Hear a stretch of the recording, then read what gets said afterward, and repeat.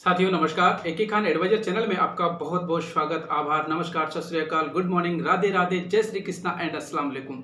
साथियों, हमारा इस वीडियो का सिलसिला जो लगातार चल रहा है उसमें कई सारे मेरे साथीगणों ने मुझे कमेंट्स किया और बताया भी कि साथियों हमारे साथ इस तरीके की प्रॉब्लम है साहब, हम क्या करें। साथियों देखो, भगवान का दूसरा रूप कहाँ होता है, कैसा होता है, कैसे हमको मिले, कैसे समझे, हम ईश्वर को दूसरे रूप में किस तरीके से देखें। तो ईश्वर का दूसरा रूप कैसे होता है साथियों, हमारी जिंदगी में चाहे इंसान किसी भी मजहब से, किसी भी धर्म से, किसी भी रिलीजन से अपना संबंध रखता हो साथियों, उनकी जिंदगी में कहीं ना कहीं एक जगह उनकी आस्था जरूर होती है। होती कि नहीं होती साथियों, इस बात पे आप सहमत हो या नहीं। किसी ना किसी गॉड को आप जरूर भी मानते होंगे, अपना आराध्य जिसे तो आप मानते हैं, चाहे कि कोई सा भी धर्म हो, सबको मानते हैं। साथियों मैं आपसे एक बात कहना चाहूंगा, जो है ईश्वर को हम कैसे पहचाने। आज के ज़माने में ना ईश्वर को किसी ने देखा है, ना कहीं वो किसी को मिलता है, नहीं मिलता ना साथियों। सबसे बड़ी बात, अहमद और खुश नसीब मैं उन लोगों को कहूँगा साथियों कि जिनके घर में साक्षात भगवान निवास करते हैं, उनके साथ में उठते बैठते हैं, उनके साथ में खाना खाते हैं, लेकिन फिर भी लोग उन्हें पहचानते नहीं कि ये कौन है।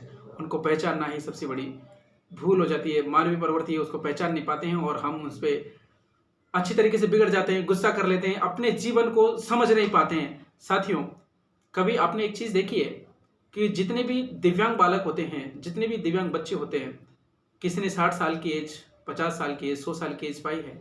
हुआ है ऐसा? सुना है अपना? बहुत रेयर केस होगा साथियों, बहुत रेयर केस होगा ऐसा कि दिव्यांग बच्चे ने, किसी ने 100 साल की एज पाली हो। बहुत रेयर केस है, बहुत कम केस है इसमें ऐसे होते हैं। बाकी तो वो बहुत कम उनकी उम्र होती है और वो बहुत जल्दी चला जाते हैं। साथियों ऐसा होता क्यों, आप क्यों गौर करते हो इस चीज़ पर? कभी गौर किया है आपने?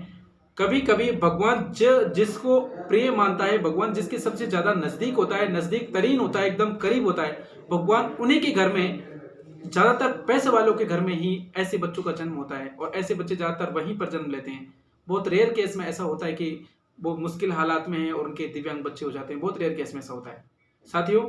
उसका मतलब अपनी बदकिस्मती नहीं, अपनी खुशकिस्मती है कि भगवान ने आपको खुद की सेवा करने का मौका एक साक्षात रूप में दिया है।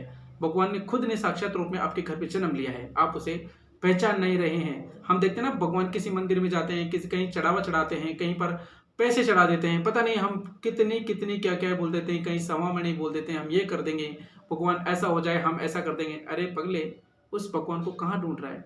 वो एक मूर्त है, उस पर सिर्फ आस्था है। अरे जो भगवान तेरे पास है, भगवान खुद तेरे पास रह रहे हैं, सिर्फ वो ये देखने के लिए कि मेरे प्रति इनकी कितनी श्रद्धा है, कितना इनका प्रेम है, किस तरीके से ये मुझे अपना टाइम स्पेंड करते हैं, किस तरीके से मुझे अपना करके रखते हैं।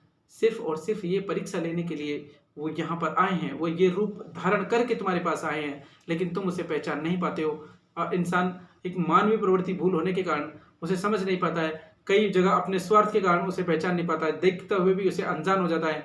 वो माताएं जो अपने उन बच्चों से दुखी और परेशान हो जाती हैं, वो पेरेंट्स, वो पिताजी जो उनके दिव्यांग बालकों को लेकर के इतने परेशान रहते हैं कि वो सब कुछ उन पे, सब कुछ छोड़ देते हैं, अपने बच्चों को कहीं दूर छोड़ देते हैं, किसी आरसीआई में कोई ऐसी कोई संस्था है जिनके हवाले उनको कर देते हैं, अपने बच्चों को अपने आप से अलग कर देते हैं।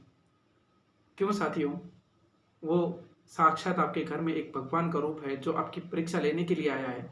आप उसे उस रूप में कभी भी ना देखें कि हमारा बच्चा दिव्यांग है या अपाहिज है, नहीं। वो सिर्फ और सिर्फ गॉड का दूसरा रूप है, जिसने अपना रूप बदल करके, अपना रूप धारण करके तुम्हारी धैर्य की परीक्षा लेने के लिए, तुम्हारी आस्था को चेक करने के लिए वो इस धरती पर इस रूप पर आया है, इस रूप में तुम्हारे पास आया है। जितनी हो सके उनकी सेवा आप करें, ज़्यादा से ज़्यादा उनके साथ टाइम स्पेंड करें, अपने आप को उनके साथ में हमेशा खुश रखने की कोशिश करें। कभी भी अपने आप को असहाय महसूस ना करें कि हम अब किसका सहारा है। साथियों इस जमाने में किसी को सहारे की, किसी की कोई ज़रूरत नहीं होती। भगवान ने अगर हमें जन्म देकर के इस धरती पर भेजा है तो उन्होंने हमसे प्रॉमिस किया था कि चाहे तुम किसी भी हाल में रहो, तुम्हारे खाने पीने की जिम्मेदारी मेरी है। तुम कुछ करो या ना करो, फिर भी रिज़्क देना ऊपर वाले का काम है, वो सबको देता है, सबको देता है। अरे तुम पैसे कमाते हो, घूमते हो फिरते हो जंगल में, जगह जगह आप अपने मेहनत करते हो, पैसे कमाते हो, लेकिन जो कीड़े मकोड़े होते हैं उनका खाना कहाँ से आता है? उनको भी तो भगवान पाल रहा है ना, उनको भी तो दे रहा है ना। फिर क्यों नहीं हम इस चीज़ को समझते हैं, हमेशा पैसे के पीछे भगते रहते हैं और अपने अपने घर में जब दिव्यांगता के रूप में भगवान का रूप हो जाता है, जब उसका जन्म हो जाता है, तो हम उसे पहचान नहीं पाते हैं, अपने आप को दुखी महसूस कर लेते हैं, सारे जगत में ये चीज़ कहते हैं कि हमारे साथ भगवान ने गलत किया है, हमारे ऐसे बच्चे हो गए। अरे वो बच्चे नहीं है, वो भगवान है आपकी, वो आपके भगवान है। आप उनकी देख रेख करें, उनकी सेवा करें, उनका पालन करें, उनकी इच्छाओं का ज़्यादा से ज़्यादा ख्याल रखा जाए, उनको कभी भी दुखी ना करें। अगर समझो उनकी दिल दुखा, उनकी आत्मा दुखी और उनकी जबान से, उनके दिल से कुछ बददुआ आपके निकल गई, साथियों जिंदगी तबाह बर्बाद हो जाएगी, फना हो जाएगी, कुछ नहीं बचेगा। सारी दुनिया फानी है, एक दिन सबको मरना है, एक दिन सबको मरना है, जिंदा यहाँ पर कोई नहीं रहेगा। और जीते जी हम मरने की तैयारी कर लें तो इससे बढ़िया अक्लमंदी और समझदारी हो नहीं सकती। और हम उस जीवन को समझें, ज़्यादा से ज़्यादा उनका सेवा करें, सम्मान करें, उनको अपमान की दृष्टि से कभी भी ना देखें। कभी भी ऐसा होता है ना, हमारे घर में गेस्ट आ जाते हैं तो हम उनको छिपा देते हैं, ऐसे बालकों को दूर जा करके छोड़ देते हैं, अपने पड़ोसी के घर छोड़ देते हैं, अपने मिलने वाले के घर छोड़ देते हैं, हम उनको अपने आप से अलग कर देते हैं। क्यों साथियों? वो भी तो तुम्हारा खून है और तुम्हारे खून के रूप में भगवान ने जब तुम्हारे घर पे जन्म लिया है तो तुम अपने आप से उसको अलग कर दो, उसको अलग कर दे रहे हो। साथियों ऐसा नहीं है, उनको ना करें, अपने आप से अलग ना करें। वो अपने हैं, तुम्हारे हैं, भगवान है तुम्हारे, उनकी पूजा की जाए, उनको देखा जाए, उनको संवारा जाए। यदि तुमने उनकी सच्ची आस्था के साथ, सच्ची लगन के साथ और पूरी ईमानदारी के साथ अपना सहयोग दिया, अपनी भावनाएं दी और अपना सर्वोच्च उन पर न्यौछावर कर दिया, तो मान के चलना इस दुनिया में भी और दुनिया के मरने के बाद उस स्वर्ग में भी आपके लिए कहीं कोई कमी नहीं होगी। चारों तरफ आपके पास खुशहाली खुशहाली होगी। आप जो दुख अभी देख रहे हो उस बच्चे के रूप में, उसके बदले में हर एक दिन के बदले में आपको 100 दिन नेकियां और जो आपको जो है ना, उसके बदले में इतना सारा आपको लाभ होने वाला है, उतनी ज़्यादा आपको लाभ मिलने वाली है, खुशूसियात आपको मिलने वाली है। साथियों इन चीज़ों का विशेष तौर से ध्यान रखें।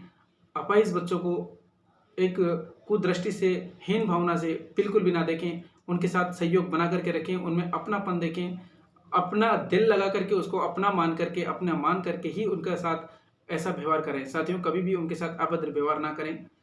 फिर मैं आपसे कहना चाहूँगा, वो भगवान का दूसरा रूप है जिसे आप पहचान नहीं रहे हैं, उसे पहचानने की कोशिश करें, उसमें अपने आप की खोए हुए भगवान को ढूंढने की कोशिश करें।